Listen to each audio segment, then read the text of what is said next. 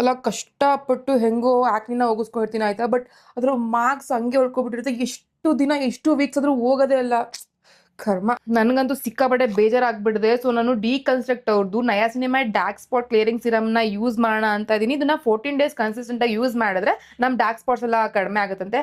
So ಈ ಒಂದು mark ಮೇಲೆ ಇದನ್ನ ನಾನು 14 ಡೇಸ್ ಯೂಸ್ ಮಾಡ್ತೀನಿ. ನೋಡೋಣ ಹೆಂಗ ಬರುತ್ತೆ ರಿಸಲ್ಟ್ ಅಂತ.